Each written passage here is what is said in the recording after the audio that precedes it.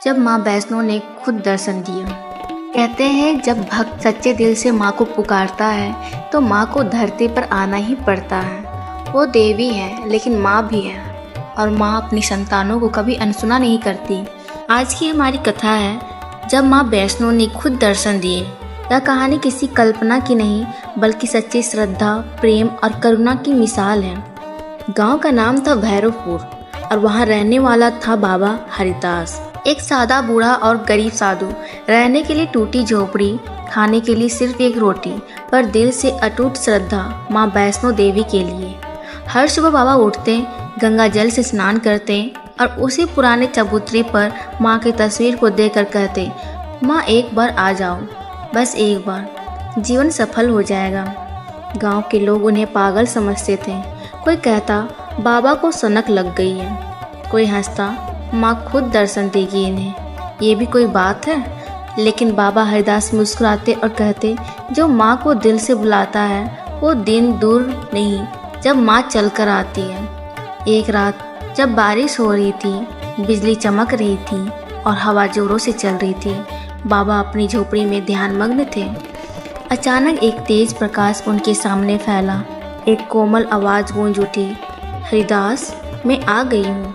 बाबा ने आंखें खोली और देखा एक तेजस्वी कन्या, हाथों में त्रिशूल, मस्तक पर चंद्रमा, आंखों में करुणा और चरणों में दिव्यता। माँ, बाबा फूट फूट कर रोने लगे। उनके आंसू थम नहीं रहे थे। माँ, सच में आप? माँ ने बाबा के सर पर हाथ रखा और कहा, तेरी भक्ति ने मुझे बाध्य किया हरिदास। जब सारा संसार तुझ पर हंस रहा था तो मुझ पर विश्वास कर रहा था। बाबा ने कांपते हुए हाथों से माँ के चरणों को छुआ। माँ ने झोले से प्रसाद निकाला और बाबा को दिया। ये तेरे जीवन की हर पीड़ा का अंत है।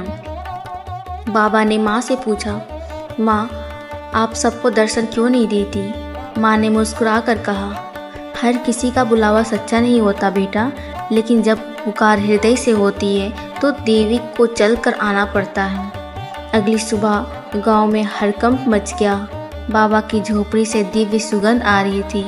लोगों ने देखा बाबा के चेहरे पर तेज था। झोपड़ी के चारों ओर चंदन की लकीरें थी और माँ की तस्वीर से प्रकाश निकल रहा था। बाबा ने सबको बुलाया और कहा, कल रात माँ वैष्णो खुद आई थी, मुझसे नहीं, हम सबसे मिलने। गाँव वालों की आंखों में पश्चाताप के आंसू थे। जो लोग हंसते थे अब नतमस्तक हो गए। उस दिन के बाद भैरवपुर गांव बदल गया। हर घर में माँ वैष्णो की पूजा शुरू हो गई। लोगों के मन में अहंकार मिट गए। गांव में पहली बार एक भव्य मंदिर की स्थापना हुई, माँ वैष्णो के चरणों का मंदिर। हर साल वहाँ विशाल भंडारा होता और हर भक्त यही गाता, जब माँ वैष्णो खुद दर्शन देती है तो जीवन ही नहीं आत्मा भी बदल जाती है। सालों बाद बाबा हरिदास वृद्ध हो गए। एक दिन माँ की मूर्ति के सामने बैठे हुए ही उन्होंने अपनी अंतिम सांस ली।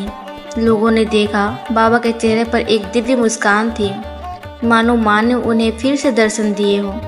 इस बार उन्हें अपने धाम ले जाने के लिए माँ वैष्णो का दर्शन सिर्फ आंखों से नहीं होता, वो होता है श्रद्धा से, विश्वास से और भक्ति से।